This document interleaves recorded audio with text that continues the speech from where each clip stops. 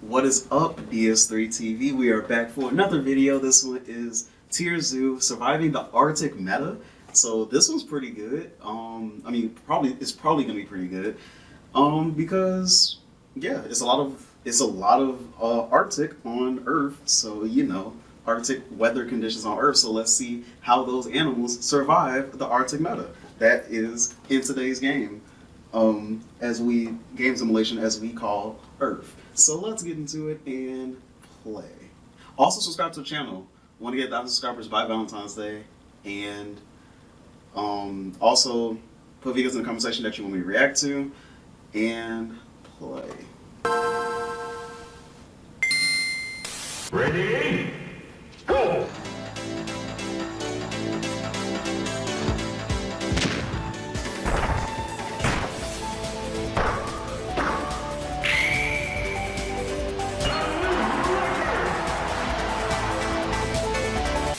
While servers like Australia and the Amazon can seem tough, what makes them difficult is the competition there. Nothing about the server itself directly impedes your survival. However, there are some areas of the game which punish players. Servers like Australia and the Amazon can seem tough. What makes them while servers I missed it. 21 seconds? 21 seconds, right?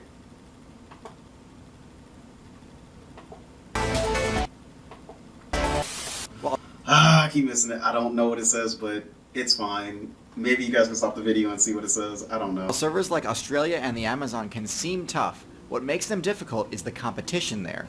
Nothing about the server itself directly impedes your survival. However, there are some areas of the game which punish players who aren't equipped to deal with the passive status effects dealt by the overworld.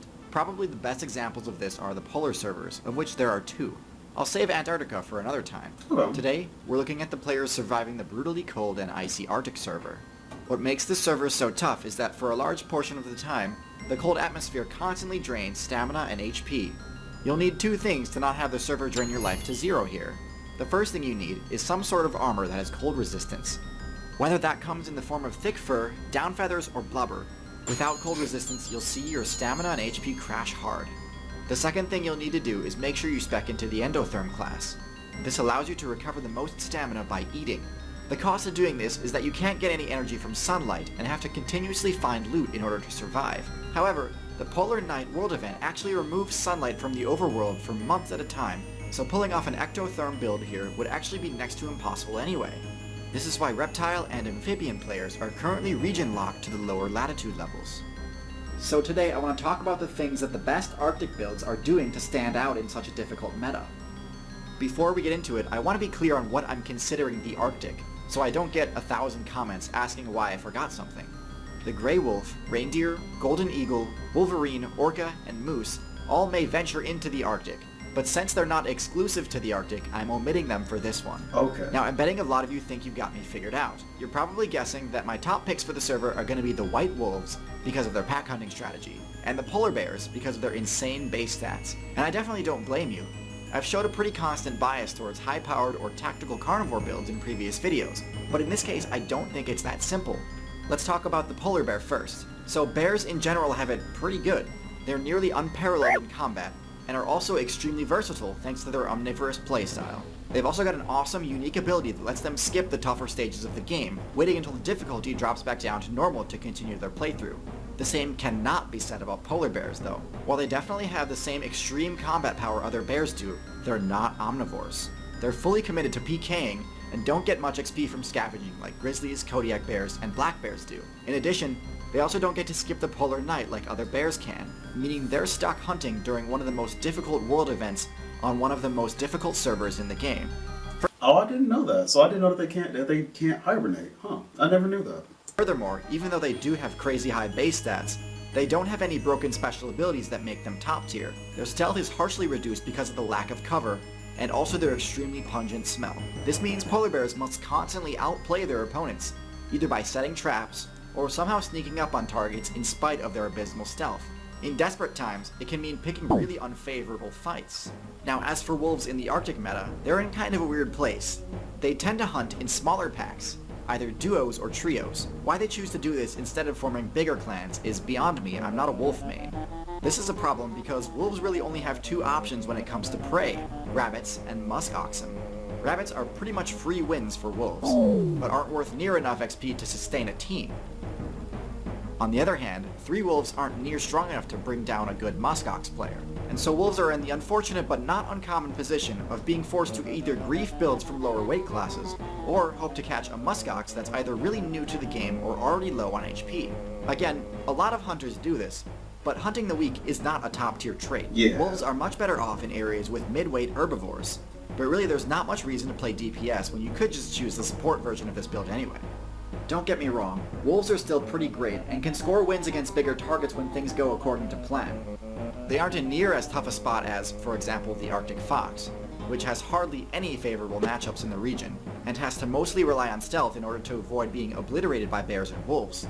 On top of this, Arctic foxes are extremely vulnerable to the Arctic rabies virus, and as a result, its player base is declining significantly. I don't want to Oh wow, I didn't know that. get too off topic though, I'll cover virus players in a different video. Okay, so if the top predators in this region aren't the top tiers of the meta, who is? Is it the muskox I was just talking about? Well, I certainly think the muskox is an excellent build. It's managed to max out its first skill tree to grant a huge defense bonus. Biting or slashing through its hair is near impossible. Their horns and charge attack are also not something any player wants to get hit by. Having a favorable matchup against wolves and polar bears means their worst issue is lack of food. The spawn rate for plants is just abysmal in the Arctic. Trees are completely absent there, and sometimes the best loot you can find is only moss or lichen.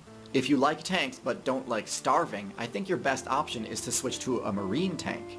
There's much better loot available on the seafloor, like clams, seaweed, and fish. One of the top examples is the narwhal. The narwhal excels at being able to find said loot because of their echolocation. This is believed to be amplified by their ridiculous tusk, which can also be used to stun smaller prey. Unfortunately, this cumbersome, unwieldy weapon isn't too useful on defense, and since narwhals are locked into the ocean server, they don't have any counterplay options against overpowered orcas that occasionally visit the Arctic server. That's why the best Arctic build is the walrus. Like the narwhal, it also survives off the loot on the seafloor, but it's got 2 tusks that are much more effective for defense. While they're admittedly not much better in the orca matchup, they're able to escape onto land, where they can easily hold their own. Even polar bear players would only pick fights with a walrus if they have literally no other option, and when they do it, it usually doesn't end up going well for them. Their insane size and thick blubber makes most attacks from predators laughably weak. Meanwhile, their counterattacks do enough damage to make any aggressor reconsider choosing the class that they did. Okay, so we can't talk about the Arctic without talking about the elephant in the room. One of the game mechanics, called the greenhouse effect, is slowly That's what I was about to say too. That's really reducing their the Arctic's influence in the world. reducing the player cap in the polar servers. This, combined with ganking by humans, has uprooted the former Arctic meta, and in general just made it an unstable and unbalanced region. What I'm trying to say is that, like a few other things, the best advice for someone trying to get into the Arctic meta would be to start a few years ago. So that about wraps it up for this video. Thank you so much for watching. Okay, so yeah, that was a good video, and yeah, talk to you guys in the next video, and peace. Also subscribe to the channel. Want to get 1,000 subscribers? Yeah, peace.